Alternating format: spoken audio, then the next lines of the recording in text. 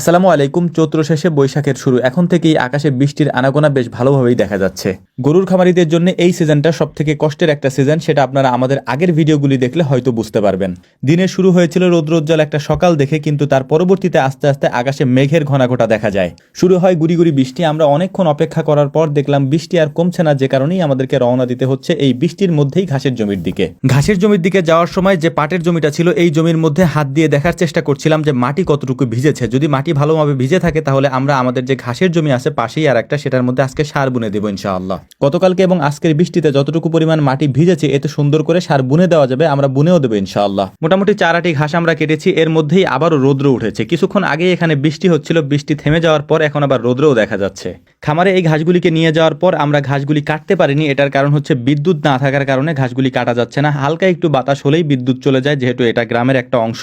হালকা বাতাসে এরকম বিদ্যুৎ চলে যাওয়াটা গ্রামের অংশ না বলে আপনি গ্রামের ঐতিহ্যও বলতে পারেন। বিদ্যুতের জন্য অপেক্ষা করতে করতে দেখলাম যে আবারও বৃষ্টি চলে এসেছে, তো এইবারের বৃষ্টিটা আমরা আর মিস করবো না। এই বৃষ্টির মধ্যেই এই যে ঘাসের জমিটা আপনারা এখন দেখতে পাচ্ছেন, এই ঘাসের জমিতে আলহামদুলিল্লাহ আমরা সার বুনে দিব, যাতে করে এই ঘাসের জমিতে আমাদেরকে আর পানি দেওয়া না লাগে। এই সিজনে ঘন ঘন বৃষ্টির পর হালকা বাতাস হলেই এই ঘাসগুলি পড়ে যায়, যেটা আপনারা অনেক ক্ষেত্রেই দেখেছেন, এবং এই পড়ে যাওয়ার ঘাসগুলি পরবর্তীতে কাটতে অনেক বেশি পরিমাণে সমস্যায় আমাদেরকে পড়তে হয়। যে কারণে ডিএপি সারটা আমরা একটু বেশি দিই, যাতে গোড়াটা একটু শক্ত থাকে। গোড়াটা শক্ত থাকলে পরবর্তীতে ঘাসটা না পড়লে আমাদের জন্য কাটতেও সুবিধা হয়। আলহামদুলিল্লাহ আমরা যখন সারগুলি বুনছিলাম তখন তেমন একটা বৃষ্টি ছিল না, তবে আমরা সারগুলি বোনা শেষ করার পর দেখলাম যে ভালোভাবেই একটু বৃষ্টি হচ্ছিল। এই বৃষ্টির ফলে আমাদের যে সারের দানাগুলি আছে, এই দানাগুলি খুব সুন্দরভাবে গলে যাবে। আলহামদুলিল্লাহ আমাদের গুরুত্বপূর্ণ একটা কাজ আমরা শেষ করতে পারলাম এই জমিতে সারটা বুনে দিয়ে। সার বোনার কাজ শেষ করার পর খুব দ্রুতই আমাদেরকে বাড়ির দিকে চলে যেতে হচ্ছে, কারণ সারাদিনই মূলত আজকে আমরা ভিজেছি, যে কারণে আমাদের এগুলি চেঞ্জ করতে হবে। আমাদের জন্য দোয়া করবেন। আসসালামু আলাইকুম রহমতুল্লাহ।